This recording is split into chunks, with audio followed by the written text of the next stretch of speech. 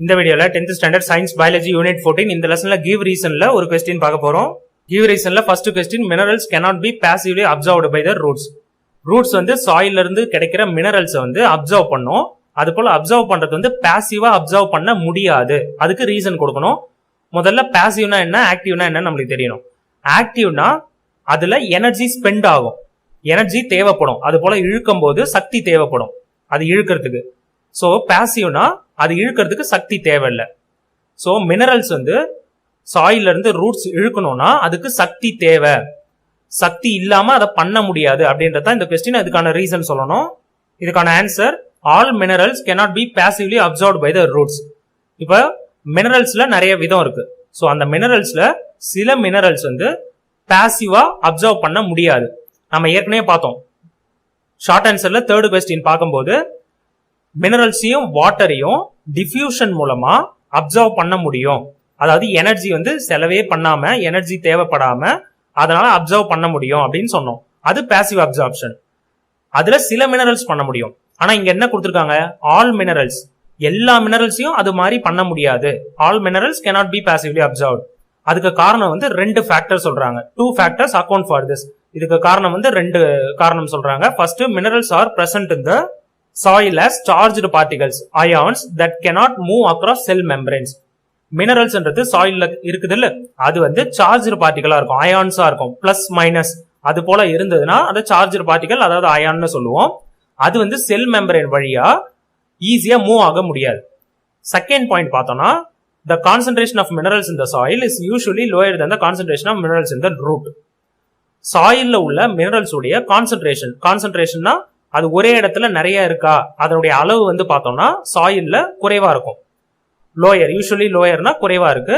Concentration of minerals இந்த ரூட்னா அந்த root பகுதியில, பிளான்டோடைய ரூட் பகுதியில அந்த டைப் ஆஃப் மினரல்ஸ் வந்து அதிகமா இருக்கும்.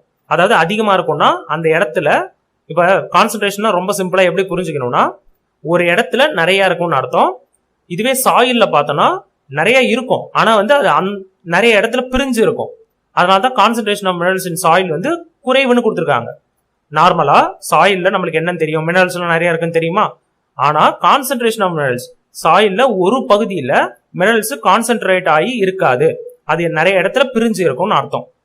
இதுவே ரூட்ல மினரல்ஸ் வந்து, ரூட்ன்றது ஒரு சின்ன பகுதி, அந்த இடத்துல அந்த மினரல்ஸ் வந்து நிறைய ஒரே இடத்துல இருக்கும்.